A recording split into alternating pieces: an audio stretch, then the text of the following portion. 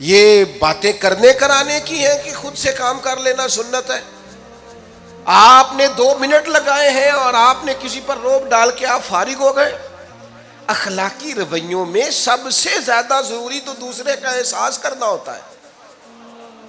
اخلاقی رویوں میں سب سے زیادہ حاجت تو دوسرے کی تکلیف اور شدت کا احساس کرنے کی ہوتی ہے۔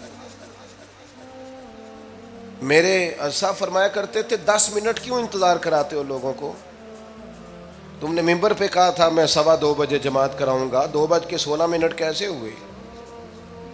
تمہیں اس کا پاس ہونا چاہیے تھا، تمہیں خیال ہونا چاہیے تھا کسی شخص کو کسی وجہ سے کوئی تکلیف، کوئی کسی اذیت کا شکار کیوں ہو، کوئی پریشان۔ میں اب تو الحمدللہ آپ اتنی بڑی تعداد میں آ گئے کہ جگہ آپ کے لیے مشکل ہو گئی، ورنہ شروع میں جب میں محافل کا ٹائم دیتا تھا تو میں وقت پہ چلا جاتا تھا۔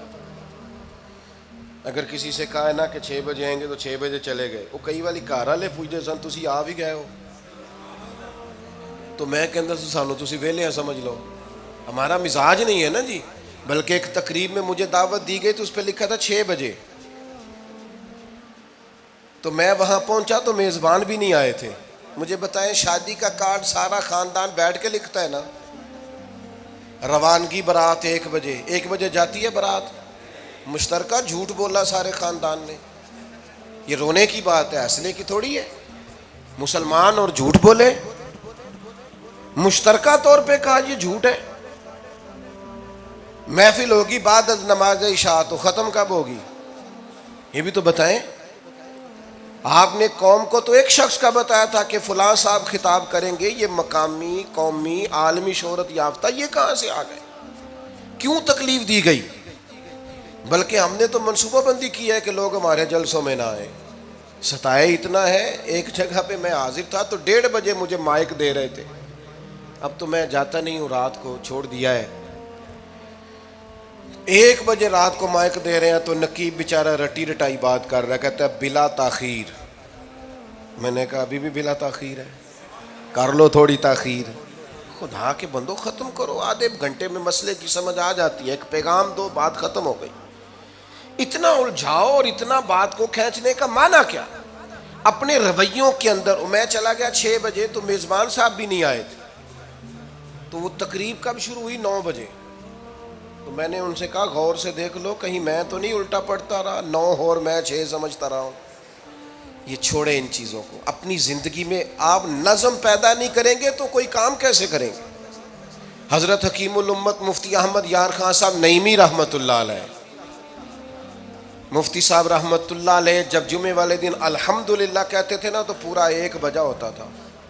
لوگ گھڑی کو کہتے تھے تو غلط ہو سکتی ہے، پر مفتی صاحب پورے ٹائم پہ الحمدللہ کہتے ہیں۔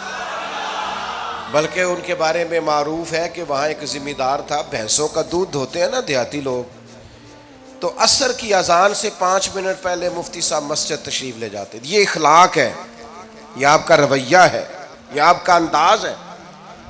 عصر کی اذان سے 5 منٹ پہلے جاتے تھے، جا کے وضو بنانا پڑے تو سنت ادا کر کے بر وقت نماز میں شامل ہو جائیں۔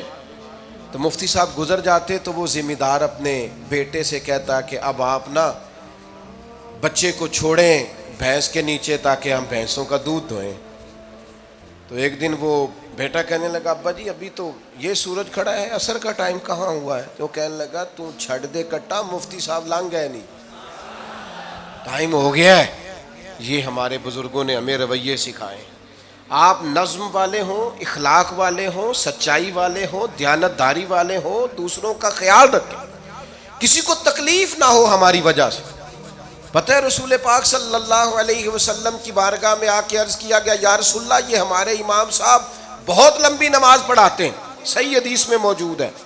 نماز ہی پڑھاتے تھے نا، قرآن ہی پڑھتے ہوں گے نا، کتنا اعزاز والا کام ہے۔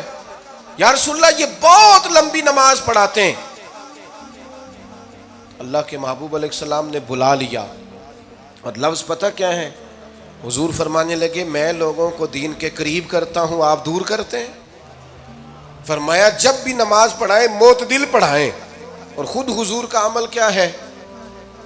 حضور فرماتے ہیں جب میں نماز میں کھڑا ہوتا ہوں تو میرا دل کرتا ہے میں لمبی نماز پڑھاؤں، ہمارا جب کسی شے کو دل کرے تو ہم چھوڑتے ہیں. میرا دل کرتا ہے میں لمبی نماز پڑھاؤں، لیکن حضور فرماتے ہیں پھر پیچھے سے کسی بچے کے رونے کی آواز آتی، میں سوچتا ہوں اس کی ماں پریشان ہوگی، میں نماز مختصر کر دیتا. اور میرے بھائیوں، نماز میں بھی لوگوں کا احساس، ہماری طبیعت ہی نہیں رہی. کوئی آدمی ہارن دے رہا ہے پیچھے سے، اور سامنے گاڑی میں دو بندے کھڑے، گاڑی مین روڈ پہ کھڑے کر کے باتیں کر رہے ہیں، اور وہ ہارن بجا رہا ہے تو کہتے ہو ٹھہر جا، آگ بجھانی ہے جا کے. ایک تو آپ نے اتنا ظلم کیا کہ آپ نے روڈ بند کیا، اور دوسرا اخلاقی رویہ یہ ہے. اور میرے بھائی یہ بھی بد اخلاقی ہے کہ آپ اپنا موٹر سائیکل مین روڈ پہ کھڑے کر کے دکان پہ چلے جائیں، لوگوں کو تکلیف میں ڈالیں گے. اسلام اس کی اجازت نہیں دیتا. رستوں کے نشان مٹانے والے کو نبی پاک نے تنبیہ فرمائی، کسی کو تکلیف ہو، اذیت ہو. اور بعض لوگ سمجھتے ہیں کہ میں نے پریشر میں رکھی ہوئی ہے دنیا، ڈرتے ہیں لوگ مجھ سے. جو ڈر کے عزت کرتا ہے وہ خوف کھاتا ہے، اور جو محبت سے تجھے سلوٹ کرتا ہے وہ تیرا احترام کرتا ہے. بعض لوگ کسی کے شر سے بچنے کے لیے بھی اسے سلام کرتے ہیں، وہ عزت نہیں ہوتی، وہ عزت نہیں ہوتی کہ یہ تو رٹا ڈال دے گا. اپنے اخلاقی رویے ہمیں اللہ کے محبوب سے سیکھنے، حضور سے خیرات لینی ہے. اخلاق اسما، ہم نے اپنے آپ کو سمجھنا ہے، ہم نے اپنے مزاجوں میں تبدیلی پیدا کرنی ہے، بالخصوص بزرگوں کے معاملے میں، بڑوں کے معاملے میں. جیسے جیسے انسان ضعیف ہوتا جاتا ہے نا، حساس ہوتا جاتا ہے، اسے باتیں تکلیف دینے لگتی. وہ ایک بوڑھی اماں ایک دفعہ مجھے کہنے لگی کہ آپ میرے بچوں سے کہہ دیں خرچہ پاویں تھوڑا دین کرن، میرے نال بولن صحیح کرن. وہ جب اپنی بیویوں کے سامنے میرے ساتھ تھوڑا والیوم اونچا کر کے بات کرتے ہیں آواز کا، تو مجھے تکلیف ہوتی. اپنا رویہ، لہجہ، اس پر غور ہو. جوانی میں ہی تو برداشت کرنا ہوتا ہے. اپنے مزاج کو کبھی بکھرنے اور ٹوٹنے نہ دیں. اور سب سے زیادہ بندے کا پتہ ہی تب چلتا ہے جب کوئی اسے پورا غصہ دلائے، جو پھر کنٹرول کرے، وہی تو کمال آدمی ہوتا ہے. آ کے کہا گیا تھا نا نبی پاک علیہ السلام کو کہ یا رسول اللہ وہ معاذ اللہ ان لفظوں کے ساتھ تانا و تشنیع کرتے ہیں، نقل کفر، کفر نہ باشد. تو حضور فرمانے لگے وہ پتہ نہیں کس کی باتیں کرتے ہیں، مجھے تو اللہ نے محمد بنا کے بھیجا، میں تو محمد ہوں، اور محمد ہوتا ہی وہ ہے جس کی تعریفیں ہوں. وہ پتہ نہیں کس کی باتیں کر رہے ہیں، چھوڑو. وہ پتہ نہیں اس کی بات کر رہے ہوں گے جس کا وہ معاذ اللہ نام بگاڑتے ہیں. میرے عزیز، تھوڑا سا برداشت، اور آپ جملوں سے غور کریں، کسی کے لہجے سے غور کریں کہ وہ بندہ کہیں تکلیف میں تو نہیں، آزمائش میں تو نہیں.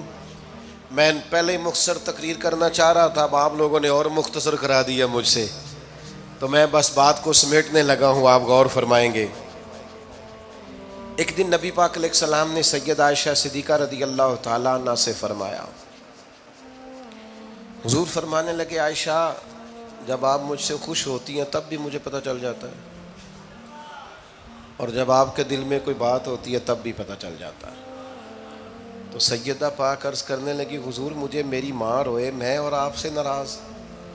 تو کریم فرمانے لگے بتاؤں پھر؟ یا رسول اللہ فرمائیے. حضور فرمانے لگے عائشہ آپ کبھی کبھی قسم اٹھاتی ہیں؟ یا رسول اللہ اٹھاتی ہوں. فرمایا جب آپ خوش ہوتی ہیں تو کہتی ہیں مجھے رب محمد کی قسم، اور جب دل میں کوئی بات ہوتی ہے پھر کہتی ہو جناب ابراہیم خلیل کے رب کی قسم.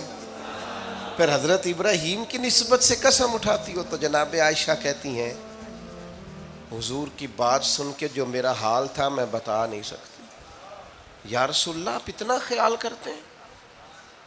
یہاں تک خیال فرماتے ہیں کوئی کیا بول رہا ہے؟